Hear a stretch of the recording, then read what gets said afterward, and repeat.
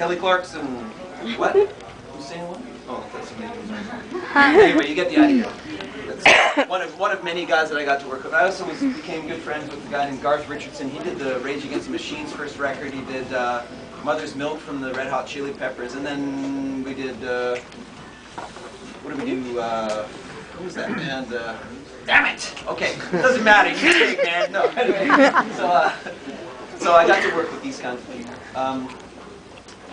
This started a drum teching career. So over the next 10 years, would do probably an album a month. I think when I stopped, which is actually I just did one the other day.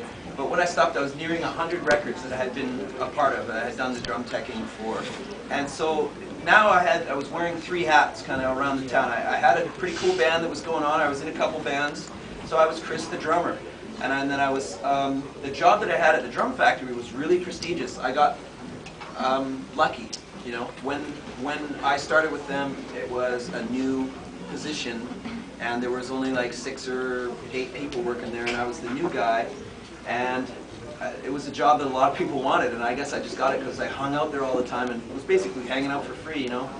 That was a great prestigious job, and I managed to get that, so I was Chris from AOD as well. And then I became Chris the drum tech. And so I would walk into a club to see a band or something like that, and somebody from the band might come up and say, "Hey, do you mind, could you come up? We're having trouble with this snare drum." I'd be like, "Yeah, no problem." So, you know, get a couple free drinks and I'd get invited to the show for free or something like that. So I was always involved. I was always kind of into it. Now, not to say that everybody's formula to success or to get to where I'm at, for instance, is always the same. I think I was just inundated in it, and that helped me get the phone call eventually to be a part of Hedley and other groups. But that's one reason I think that you could say you mix, the harder I work, the luckier I get. And I'm very lucky to be involved in this group. And I was lucky to get a phone call, but it's also because I was in a good position. I was constantly out there. My name was really synonymous with drums. Oh yeah, he could do the drumming. Yeah, he could also tune the drums, and he could also, wow, if we crash, he could make a drum. Jeez, you know, whatever. You know what I mean?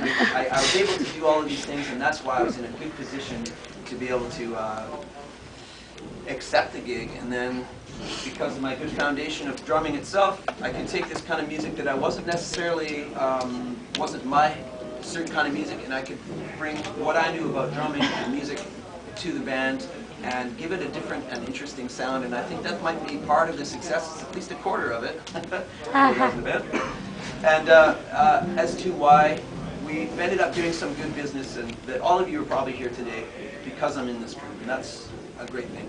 So that's basically my story up so far about how I got to be here, and then I want to play another song for you. Which one? Because I'm thinking what I have, it's going to be called Don't Talk to Strangers. Is that okay with everybody? Yes. Oh, no! Okay, and the reason I'm going to play this one, and Cha-Ching, the first song I played, also illustrates this. It's something that I notice is happening in music a lot today, and that is the mixing, what I call hybrid drumming. And that is the mixing of electronic drums and acoustic drums. So you'll see me go between, I don't know if anybody can see down here, but right over here is an electronic bass drum, and attached to this bass drum is a pedal, just like I drive when I hit this one, I'm hitting it with a pedal. Attached to that drum is also a pedal. It's kind of a convoluted way of doing it, but it's really, it's neat.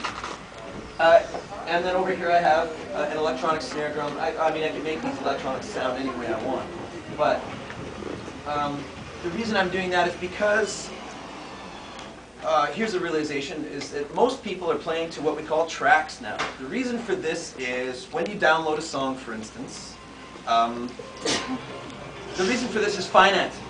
It's financing, okay? Normally what you would see a band touring, say that a band that has violins or some cool, you know when you see a great blues band, there's this three black ladies singing at the back, and they're singing great and whatnot. Well, you have to feed them, you know, they cost money every night. They'd like to stay in a hotel.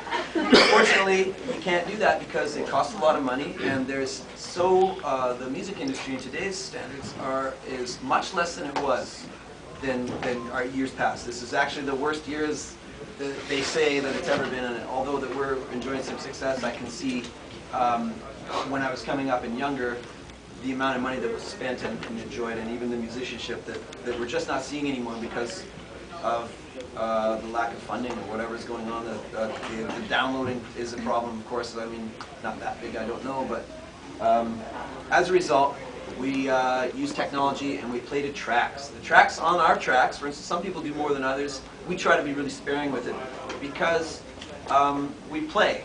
All the guys in the band know how to play their instruments. They're actually all good musicians, and we would all rather be able to, while playing the song, be able to have the freedom to adjust that song as well. If I wanted to have our singer, or our singer wants to crawl out into the crowd and do a great part of the show or something like that, we need to be able to play the song and extend this one part. Well, I can't do that if it's rolling on a tape and I can only just play to the tape. So we go in between and whatnot from that. Also, after playing Cha-Ching or Don't Talk to Strangers for the 100 millionth time, sometimes I want to make a little adjustment. You know what, I didn't think about this when the song was brand new and I was recording it for the first time ever. I didn't think yet to do this cool new little beat or trick or fill or something that I wanted to do, so why not, hey, I can do it right now. But I can't do that if it's rolling on a tape. So one thing I've been seeing a lot of drummers do is they'll have the electronic drums playing on the tape, and then when it comes time for them to come in, they play their acoustic drum set. And that simply wasn't good enough for me because for those two reasons. I wanted to be able to make adjustments to it as time went on, as I grew as a musician, as the song grew or changed, or if we wanted to make an adjustment to the song itself and make this one part longer just so that our crazy singer could go out into the crowd and whoop it up. That kind of thing. So I want you to pay particular attention while I play this, how much I'm moving between the acoustic and the electronic set, and that it is possible to play this way. If you are a musician, a drummer in particular, and you want to get to this kind of thing, you can do that way. Okay, so without further ado.